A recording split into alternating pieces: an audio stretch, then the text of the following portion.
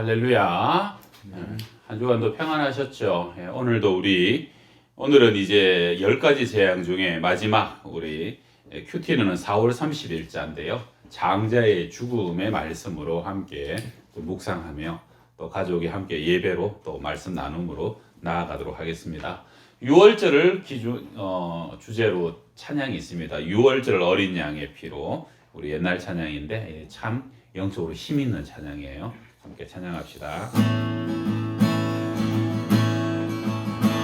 6월절 어린 양의 피로 나의 삶의 문이 열렸네. 저 어둠의 권세는 힘이 없네. 그 보혈의 능력으로 원수가 날 정죄할 때에도 난 이렇게 설 수 있네. 난 더 이상 정죄함 없네. 난 주 보혈 아래 있네. 난 주 보혈 아래 있네. 그 피로 늘 사했네. 하나님의 긍휼 날 거룩해 하시옵네. 난 주 보혈 아래 있네. 난 원수의 어떠한 공격에도 더 이상 넘어지지 않네. 난 주 보혈 아래 있네.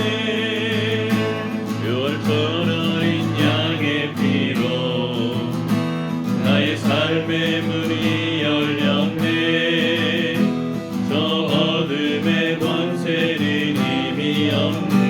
그 보혈의 능력으로 원수가 날 정죄할 때에도 난 이렇게 설 수 있네. 난 더 이상 정죄함 없네. 난 주 보혈 아래 있네. 난 주 보혈 아래 있네. 그 피로 내 죄 사했네. 하나님의 긍휼 날 거룩해 하시옵네. 난 주 보혈 아래 있네. 난 원수의 어떤 공격에도 더 이상 넘어지지 않네. 난 주 보혈 아래, 주 보혈 아래 있네. 난 주 보혈 아래 있네. 그 피로 내 죄 사했네. 하나님의 긍휼 날 거룩해 하시옵네. 난 주 보혈 아래 있네. 난 원수의 어떠한 공격에도 더 이상 넘어지지 않네. 난 주 보혈 아래 있네. 원수의 어떠한 공격에도 더 이상 넘어지지 않네. 난 주 보혈 아래 있네.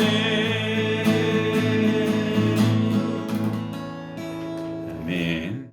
하나님, 오늘 본문 말씀 10가지 재앙이 다 막바지에 이르러서 하나님 이제 마지막 그 재앙을 앞두고 하나님께서 정말 일하시는 장면에 묵상합니다. 재앙의 때에 여러 가지 이전에 중요하게 여기던 것들이 아무 소용이 없어지고 정말 하나님이 지키시고 보호하시고 하나님이 소중히 여기신 것이 드러나는 때입니다.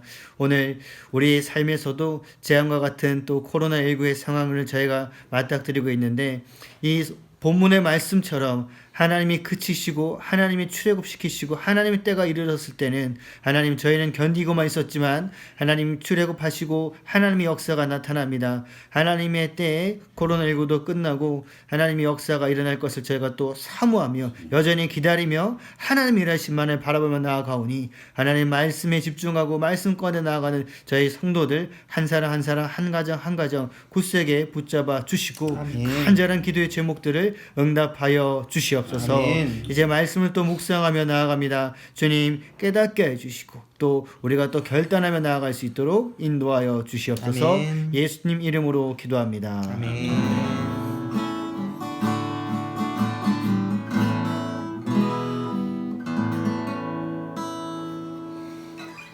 예, 오늘 하나님의 말씀은 출애굽기 11장입니다. 11장 1절에서 10절 말씀.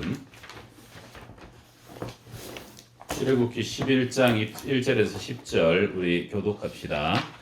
여호와께서 모세에게 이르시기를 내가 이제 한 가지 재앙을 바로와 애굽에 내린 후에야 그가 너희를 여기서 내보내리라. 그가 너희를 내보낼 때에는 여기서 반드시 다 쫓아내리니 백성에게 말하여 사람들에게 각기 이웃들에게 은금 패물을 구하게 하라 하시더니 여호와께서 그 백성으로 애굽 사람의 은혜를 받게 하셨고 또 그 사람 모세는 애굽 땅에 있는 바로의 신하와 백성의 눈에 아주 위대하게 보였더라. 모세가 바로에게 이르되 여호와께서 이와 같이 말씀하시기를 밤중에 내가 애굽 가운데로 들어가리니 애굽 땅에 있는 모든 처음 난 것은 왕이 앉아 있는 바로의 장자로부터 뱃돌 뒤에 있는 몸종의 장자와 모든 가축의 처음 난 것까지 죽으리니 애굽 온 땅에 전무후무한 큰 부르심이 있으리라. 그러나 이스라엘 자손에게는 사람에게나 짐승에게나 개 한 마리도 그 혀를 움직이지 아니하리니 여호와께서 애굽 사람과 이스라엘 사이를 구별하는 줄을 너희가 알리라 하셨나니 왕의 이 모든 신하가 내게 내려와 내게 절하며 이르기를 너와 너를 따르는 온 백성은 나가라 한 후에야 내가 나가리라 하고 심히 노하여 바로에게서 나오니라. 여호와께서 모세에게 이르시기를 바로가 너희의 말을 듣지 아니하리라. 그러므로 내가 애굽 땅에서 나의 기적을 더하리라 하셨고 모세와 아론이 이 모든 기적을 바로 앞에서 행하였으나 여호와께서 바로의 마음을 완악하게 하셨으므로 그가 이스라엘 자손을 그 나라에서 보내지 아니하였더라. 아멘. 예, 오늘은 우리 출애굽기 애굽을 탈출하는데 이 바로가 끝까지 마음을 완악하고 강팍하게 하죠. 그래서 하나님께서 모세를 통해서 10가지의 재앙을 보내시지 않습니까?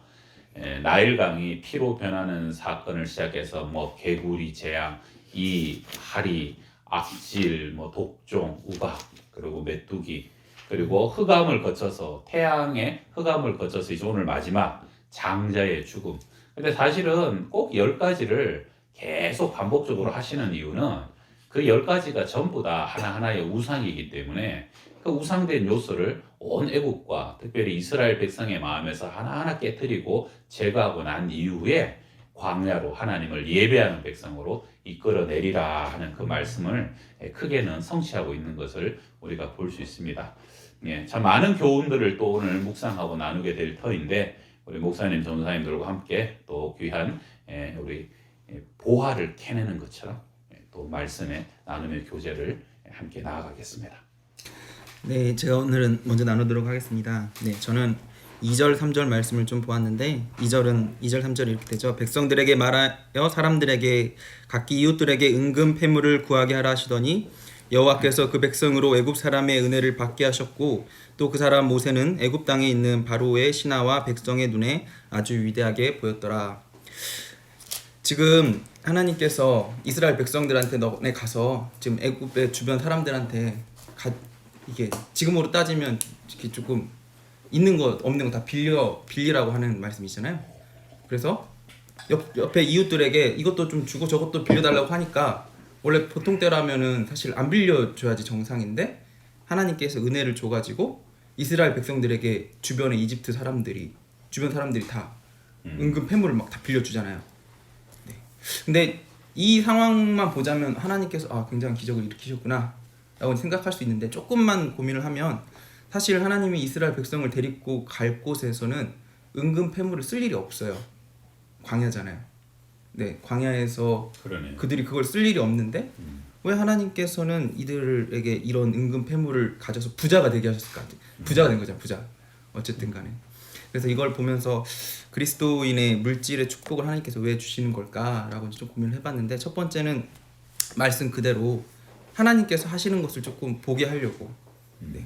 부자가 지금 이스라엘 백성들이 잘해서 된 게 아니라 하나님께서 되게 해주셨잖아요. 이웃들에게 이 빌려가지고 돈을 많이 가질 수 있게. 그래서 이 부자가 되는 과정들을 보면서 이스라엘 백성들이 하나님께서 하시면 부자가 될 수 있구나를 경험하게 해주신 거고, 두 번째는 이제 그것을 사용하는 거에 대해서 이제 좀 고민을 해봤는데, 이 뒤에 출애굽기 35장에 가면 이 은금 패물들이 사용하는 목적지가 나와요. 그게 어디냐면 성막 짓는데. 네, 이스라엘 백성들을, 그러니까 이 돈을 우리가 성막을 지을 거니까 너희들이 잘 킵하고 있어라 말씀하신 게 아니라, 하나님께서 이스라엘 백성들에게 이걸 다 줬다가 이게 그러니까 자기 거가 된 거죠. 나 이거 부자다. 이거 가지고 나 이제 가나안 땅 가면 부자처럼 살 수 있다라고 생각하고 온 몸에 패물들을 가지고 광야로 나갔는데, 하나님께서 또 이스라엘 백성들에게 은혜를 주시면서 이 모세를 통해서 이야기를 하니까 이스라엘 백성들 마음에 내가 하나님 성전에 이것들을 드려야겠다고 자원해서 또 자기가 주님께서 주셨던 거지만 자기 거라고 생각했던 것들을 다 내놓는단 말이에요.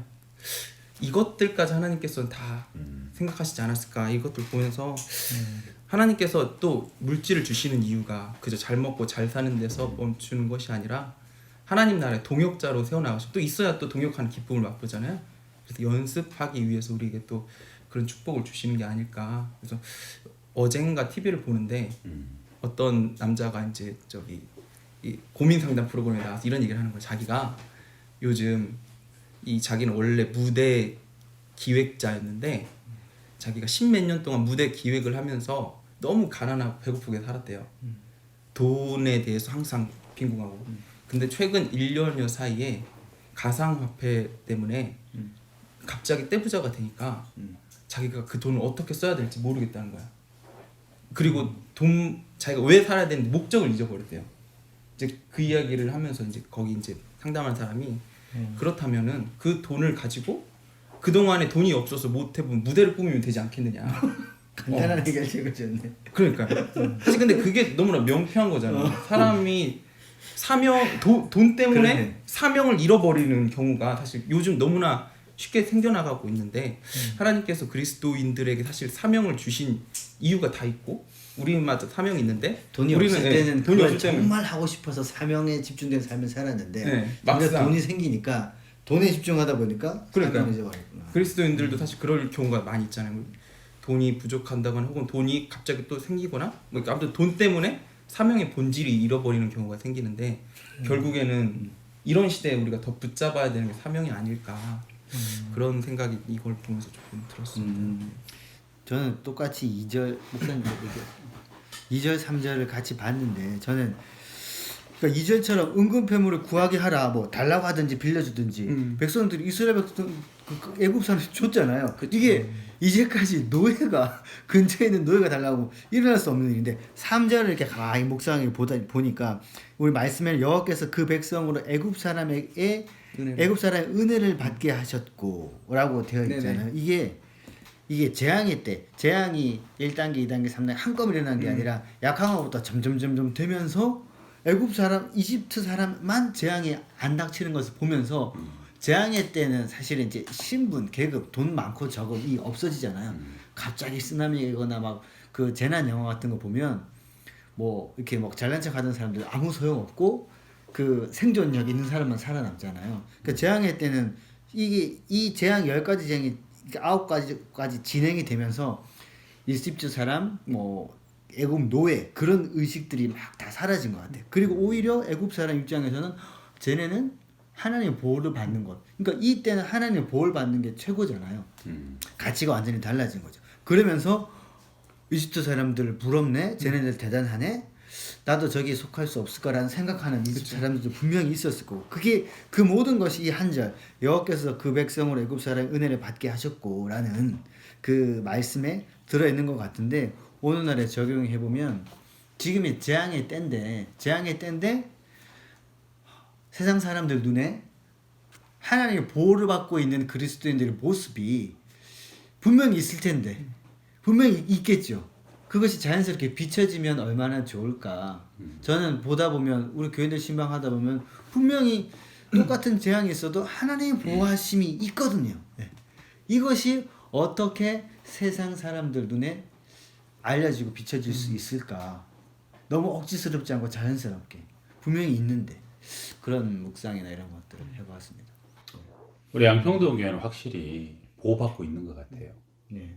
우리끼리 얘기라서 또 다른 사람들한테 조금 죄송할 수도 있는 얘기인데 제가 보기에는 심적으로나 또 생업적으로나 교회적으로나 여러 가지로 하나님이 이 어려운 때에 우리 교회를 특별히 보호하시고 함께 하시고 뭐 영적으로나 물질적으로도 메마르지 않도록 하나님이 보호하신다는 걸 참 많이 느껴서 지금 목사님 말씀처럼 이것이 하나님이 하나님 나름대로 또 새롭게 구별하시는, 세상은 계급으로 또 재산으로 구분해놨지만 하나님은 당신의 은총으로 또 새로운 어떤 공동체를 구분하시고 거룩한 백성이 되게 하시는 것이다.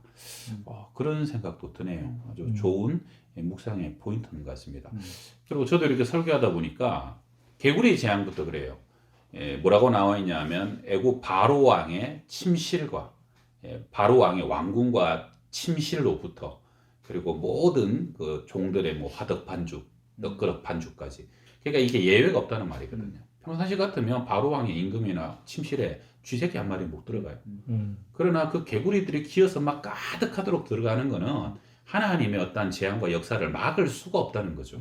지금도 여기도 보게 되면 5절에 보게 되면 모든 처음 난 것은 왕위에 있는 바로의 장자로부터 맷돌 위에 있는 몸종의 장자와 가축의 처음 난 것까지 싸그리 다 왕이나 뭐 몸종이나 구분이 없다 하는 것이죠.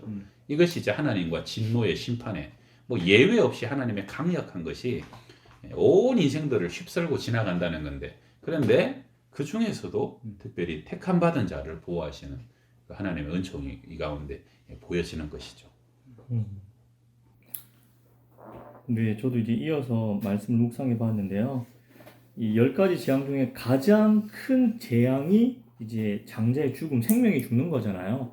이스라엘 백성들이 옆에 애국 사람들이랑 거기 몸종의 자녀들이랑 죽는 걸 딱 보면서 죽음이라는 걸 딱 맞닥뜨리게 되면 인생을 잠깐 멈추게 되거든요. 삶을 돌아보게 되거든요. 내가 삶을 과연 제대로 살고 있는 걸까? 그리고 앞으로 내 삶은 어떻게 삶을 살아야 되는 걸까?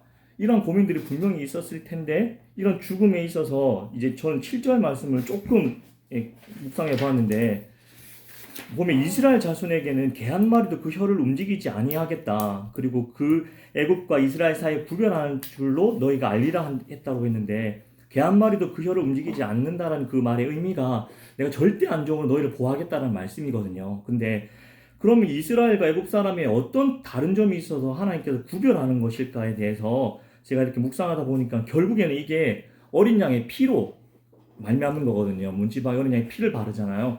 결국 그것이 오늘 우리가 찬송 불렀던 6월절 어린 양의 피 대신 예수님만이 우리 안에 그 죽음의 권세를, 사망의 권세를 이겨낼 수 있는 유일한 통로이며 길이라는 것을 다시 한번 너무나도 알고 있는 얘기지만, 우리가 죽음에 대해서 두려워할 것이 아니라 예수 그리스도 어린 양의 피만 우리 안에 간직하고 예수 그리스도만 믿으면 우리가 그 죽음 가운데 두려움이 아니라 그것들을 또한 이겨낼 수 있고, 그 죽음의 죄를 사하신 그 주님이 우리 삶에 얼마나 위대하신 분인가를 다시 한번 좀 확인할 수 있는 그런 묵상을 짧게지만 해보게 되었습니다. 네.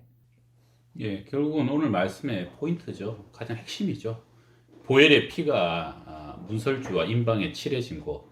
오늘날로 치면 보혈의 피가 칠해진 심령은 그 모든 심판이 이르지 아니하나니 사망에서 생명으로 옮겼느니라 하는 요한복음 5장 24절 말씀이 또 그대로 적용되는 것이죠. 그러니까 그 보혈과 주님의 피의 권세 아래에 있는 우리가 얼마나 지금 큰 복을 누리고 있는 것인가 하는 것을 이 구약시대 상징적으로 보여주는 본문이겠죠. 저는 이거 보면은 9절과 10절을 읽으면서 여호와께서 모세에게 이르시되 모세 이르기를 바로가 너희의 말을 듣지 아니하리라라고 하면서, 또 이제 10절에 보면은 여호와께서 바로의 마음을 완악하게 하셨으므로 나오는데, 왜 바로가 이런 경고를 듣지 않았을까라는 거에 초점을 두었습니다. 분명히 하나님께서는 말씀하시기를 5절에 바로의 장자라고 얘기하면서 너희 아들이 줄 것이다라고 얘기하시는데, 이것을 내 아들까지 주는데 이것을 왜 안 받아들였을까라고 생각해 보면은, 이제 바로라는 사람은 세상에 알만큼 아는 지식인이고 기득권자이고 모든 그때 당시에는 애굽은 세계 최고의 의학을 가진 나라 아니겠습니까? 그러면서 6절에 보니까 애굽 온 땅의 전무후무한 일, 그러니까 사람의 머리로서는 이해 안 된다고 보는 것 같아요. 아니 축적된 지식도 없고 문헌에도 안 나온 내 멀쩡하고 건강했던 내 아이가 왜 갑자기 그냥 아무 이유 없이 탁 죽어? 말도 안 되라고 하면서 하나님의 말씀을 거부하는 것 같은데, 이러면서 이것이 왜 하나님의 경고를 거부하는 것이 우리의 모습도 아닌가라는 생각을 해보았어요. 하나님은 끊임없이 우리가 성경책을 읽으면서 구약성경책에 죄와 죽음과 우리가 그럴 것이라고 얘기는 하지만, 우리가 조금만 더 부유해지고 배부르면은 설마 내 이야기는 아니겠지. 그럼 나한테 오겠어? 자기는 바로를 싫어하는데 우리가 어느덧 바로와 같은 마음을 하면서 아니겠지. 이러한 것이 성경을 읽으면서도 이런 생각을 하는 것이 어떻게 보면 완악한 마음, 알면서도 부인하는 마음이 아닌가. 그래서 항상 성경은 우리에게 말하는 그 바를 우리가 이번 구약 성경 개강을 통해서라도 알고 생명가 안에 나갈 수 있는 우리 되기를 소망하겠습니다. 그 우리 10가지 재앙에서 계속 반복적으로 나오는 단어가 완악이에요. 그죠? 완악. 강팍해진다, 완악해진다 하는 것이죠. 그 똑같은 태양빛도 진흙이 받으면 굳어지고 얼음이 받으면 녹아진다 하는 말이 있죠. 그러니까 이제 똑같은 재앙이 이스라엘 백성에게는 결국은 구원으로 이어지고, 또 애국과 바로에게는 심판이 되면서 마지막까지 완악하니까 홍해까지 쫓아가 가지고 결국은 그들이 다 죽게 되고 멸망하게 되는 데까지 쫓아가게 되잖아요. 그러니까 이 하나님의 이 강한 임재, 하나님의 강한 기적의 역사가 결국은 내 마음밭이 어떠냐에 따라서 그것이 축복이 되기도 하고 저주가 되기도 하고, 이게 참 이제 놀라운 일이죠. 이 완악이라는 주제를 좀 많이 묵상해 보면 참 좋을 것 같아요. 제가 며칠 전에 새벽 기도에서 그런 얘기를 했는데, 우찌무라 간조가 그랬거든요. 하나님이 사람을 저주하신다면 병이나 실패나 배신으로 저주하는 게 아니고, 이 말씀을 암만 들어도 보아도 깨달아지지 않는 마음, 그리고 어떤 일에도 감사할 줄 모르는 것들, 감사가 생각나지 않는 거죠. 그래서 그 하나님이 살아계시면 믿어지지 않는 것. 그래서 결국 그게 우찌무라 간조는 그게 저주받은 사람의 표징이다라고 얘기를 했습니다. 근데 참 이제 훌륭한 말이죠. 그러니까 도저히 많은 걸 주셨는데 감사를 몰라요. 하나님이 그렇게 많이 역사하셔도 하나님이 살아계신 것이 느껴지지 않고, 말씀이 내 가운데 들려오지 않고, 말씀의 역사가 내 심령에 부딪혀오지 않는 거죠. 그러다 보니까 우리가 주의 말씀에 감동, 감화하고 이 말씀 앞에 겸손하게 늘 은혜를 받을 수 있다는 것은 너무 감사한 일이고, 그리고 이렇게 저는 어릴 적에 시골에서 살았는데, 시골에 봄 되면 농부가 이렇게 소를 몰고 와가지고, 저 어릴 적에는 소가 쟁기질을 많이 했어요. 목사님도 소 많이 봤죠? 소 키우고 있죠. 소를 키우는데, 우리 뒷집에도 이제 소가 있어가지고 쟁기질을 해요. 그러면 이제 쟁기질이 옆에서 보면 재밌어요. 앉아서 이렇게 보면 이 흙이 이렇게 뒤집어진단 말이에요. 그러면 밑에 흙이 위로 올라가고 위에 흙이 밑으로 이제 이렇게 뒤집어져요. 막 큰 삽으로 뒤집어 놓는 거랑 똑같아요, 쟁기질이. 그러면 그 겨우내 있었던 밑에 흙이 올라오면 그 밑에 흙이요, 이 위에보다 안 얼어 있어요. 그래갖고 부드럽고 보송보송해요. 그래갖고 이렇게 만지면 또 밑에 그 속에 있던 흙이라 또 깨끗하고 색깔도 좋고 그래요. 그래갖고 이렇게 만지다가, 그러고 한 1, 2주 지났는데 농부가 바빠가지고 그걸 그 다음에 갈고 쓰레기를 하고 모를 뿌려야 되는데 그냥 한 2주 정도 놔둬놨단 말이에요. 그러면 그렇게 갈아엎어진 상태로 그대로 굳어버립니다. 이 흙이라는 게 놔두면 굳습니다. 특별한 외부에 자극이 없어도 막 그냥 발에 계속 밟힌 것도 땅이 돼서 굳지만, 그냥 흙은 가만히 놔두면 굳더라고요. 저는 그래서 뭘 생각하냐면, 누가 완악해지느냐, 결국은 은혜를 받지 못하고 하나님을 만나지 못하고 날마다 예배와 주님의 사랑과 주님의 긍휼로 터치함을 받지 못한 마음은 저절로 굳어진다는 거죠. 그래서 성경은 너희가 죄의 유혹으로 또 강팍해 되는 것을, 완악해지는 것을 피해라라고 히브리서에서는 얘기하고 있죠. 그래서 우리가 날마다 기도하고 말씀을 묵상하고 또 날마다 하나님께 나아가야 되는 이유가, 우리는 가만히 있으면은 굳어지는 존재다. 강팍해지는 존재다. 하나님께 멀어지는 존재고, 그리고 이 강팍이라는 단어가 또 재밌는 게요, 이 성경 구약의 10가지 재앙의 원어를 분석해 보면 첫 번째부터 5번째, 7번째는 주어가 바로예요, 바로. 그래서 바로가 스스로 자기를 강박하게 해요. 근데 6번째랑 그 다음에 8, 9, 10번째는 주어가 하나님이에요. 이게 참 재밌는 게 스스로 강박함으로 계속 하나님을 거부하게 되는데 나중에는 그 강박함의 역사가 완전한 심판까지 이르게 되면 그냥 하나님께서 그 강박함을 내어버려 두셔서 나중에는 하나님이 강박함을 만들어서 그냥 그 강박함이 결국은 심판에 들어갈 수밖에 없게끔 하나님이 그 강박함의 마지막을 심판으로 마무리를 해버린다는 거예요. 이게 어떻게 보면 무서운 얘기도 하고 얘기이기도 하고 또 은혜 가운데 있는 우리들에게는 좀 위로와 소망이 되는 얘기이기도 하는데 우리 10가지 재앙을 보면서 하여튼 우리의 마음에 세상은 가만히 있으면은 이 10가지의 그 우상 숭배와 제가 계속 파고드는 거죠. 이 강박한 마음 속에서 이미 죄를 주님께서 부시고 결국은 마음을 부시고 마음을 부드럽게 하고 또 새 마음을 주시고 부드러운 마음을 주시고 그래서 결국은 그 백성을 이끌어내서 예배하는 백성으로 회복시키는 역사 그것이 바로 하나님의 역사가 아닌가 그렇게 묵상하게 됩니다. 제가 이거 6월절 어린 양이 피하게 되면 또 옛날에 그 얘기가 하나 생각이 나는데요. 제가 저기 안산에서 이렇게 무당집을 신방 갈 때 되게 용한 무당을 한번 신방 가고 예배를 몇 번을 계속 드린 적이 있었어요. 이 사람이 이제 얼마나 용한지 언니가 집사라 부탁을 해가지고 여러 번 가게 됐는데 2번째 가는 날 문을 열고 딱 들어갔더니 언니랑 앉아가지고 언니야 내 말 맞지? 막 이러면서 얘기를 하고 있는 거예요. 뭐가 맞습니까? 그랬더니 언니가 목사님 얘가 목사님 저기 오는데 다 알아맞혔어요. 목사님 세탁소 옆에 지나온다. 슈퍼 앞에 지나오신다. 집 앞에 왔다. 언니야 문 연다 하니까 진짜 목사님 문을 열고 안녕하세요 하고 들어왔다는 거예요. 이 무당인데 너무 이게 신발이 세니까 무섭더라고. 그래서 이제 제가 이제 앉아서 이제 물어봤죠. 여기 전 보러 오는 사람들 그렇게 다 보이냐고 하니까 다 보인대요. 그래갖고 전 볼 때 이렇게 보면 그 사람 속에 뭐가 들었는지 또 자기 속에 귀신이 얘기해 주든지 그 사람이 얻고 온 귀신이 얘기해든지 그래갖고 점괘가 나온다는 거예요. 그래서 뭐 그 사람 표현으로는 귀신을 데리고 산대요. 얻고 산대요.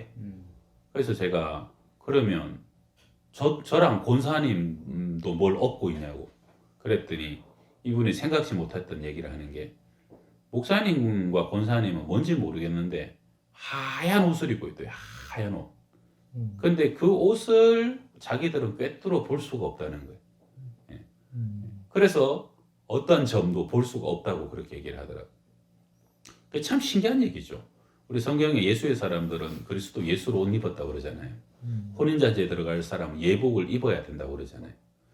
그것과 어떻게 연결이 될 수 있는지는 모르겠지만 이 귀신의 눈으로 볼 때도 예수 믿는 사람은 그리스도의 옷이 입혀져 가지고 그 의의 옷을 꿰뚫어 볼 수가 없는 영적인 어떤 보호함으로 우리는 감사진 존재라 하는 것이죠. 이게 똑같이 통하는 거 아닙니까? 양피가 칠해진 집마다 어둠의 영이 얼씬하지도 못하고 보호받는 것처럼 우리도 예수를 믿음으로 주님이 우리 안에 계시고 그 의의 옷을 입은 자는 감히 귀신의 눈이 우리를 꿰뚫어 볼 수 없는 우리는 영적인 신령한 가운데 감사여서 지난다는 것 그것이 우리의 신분이고 우리의 삶의 본질이다 하는 것이죠. 여러분 항상 이 은혜를 기억하고요. 그래서 이래봬도 우리가 어떤 존재냐 하는 그 자존감과 프라이드를 가지고 여러분 어둠을 또 대적하고 죄와 사망에서 우리를 구원하고 또 죽어가는 영혼에게 생명과 빛을 전하는 우리의 사명들을 기억하면서 그렇게 살아가시는 우리의 자랑스러운 삶이 다 되시기를 축원합니다. 아멘. 자, 우리 같이 한번 기도하십시다. 우리 한 1분 정도 기도할 때요.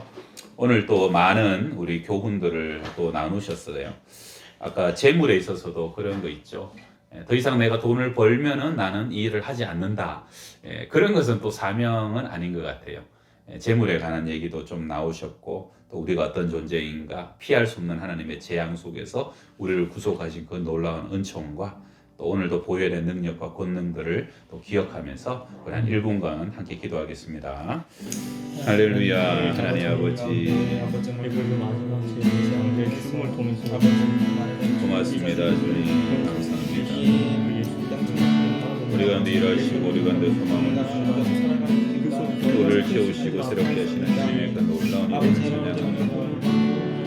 허물과 죄로 죽을 수밖에 없는 저희들을 살리시고 예수의 복을 아버지 간에 우리가 구속되었고 사망에서 생명으로 옮김과 되었고 하나님 우리가 이 빛 가운데 놀라운 천박해 속에 구원한 자들 사랑하는 연약하고 나약한 오늘도 예수의 부여 우리의 가정을 덮어주시고 아버지 우리의 교회를 덮어주시고 하나님이 어려움 소양 속에 있는 이 나라 민족을 덮어주시고 아버지의 모든 것들이 지나가도록 넘어가고 우리가 새롭게 세워지도록 다시 한번 주님을 발견하고 아버지 온전히 예배하는 데서 주여 그렇게 우리를 세워주시고 영광을 받아 주시옵소서.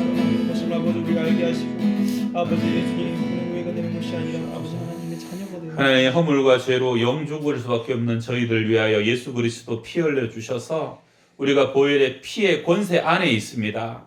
하나님 아버지 그 피가 우리를 구속하였고 아버지 모든 사망에서 생명으로 옮겨 주신 것을 다시 한번 찬양합니다. 하나님이 보혈의 피로 우리의 가정들을 덮어주옵소서. 우리의 자녀들을 그 보혈의 피로 덮어주셔서 우리의 자녀들이 그 죄와 허물과 저주 가운데 놓여 있지 아니하고 하나님의 구속과 빛 가운데 거하며 아버지의 생명 가운데 거할 수 있도록 우리 자녀들을 그 피의 보혈로 덮어 주옵시고 하나님의 우리의 교회가 이 보혈의 권세 가운데 충만하게 하여 주옵소서. 하나님의 상하고 아프고 죽어가는 자 이 교회에 나왔을 때마다 구원을 얻게 하시고 보호함을 얻게 하여 주시고 새롭게 소생함을 받는 역사함을 얻을 수 있도록 우리 교회가 그 피의 권세가 충만한 교회 가운데 거할 수 있도록 주님께서 은혜를 베풀어 주시옵소서.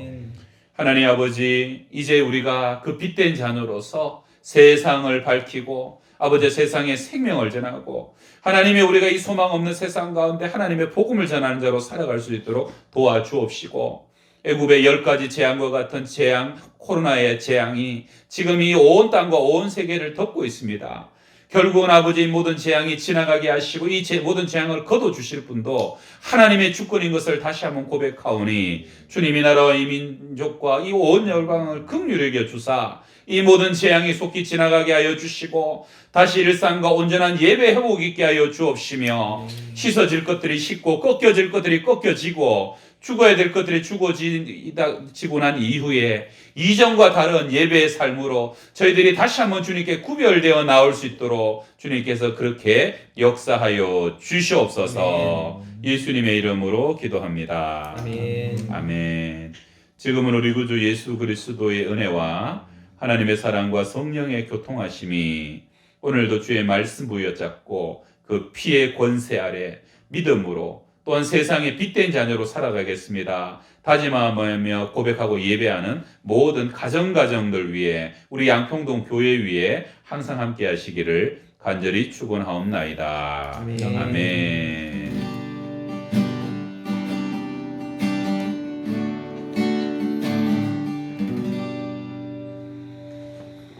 자, 우리 보혈의 피 아래 늘 승리하시길 바랍니다.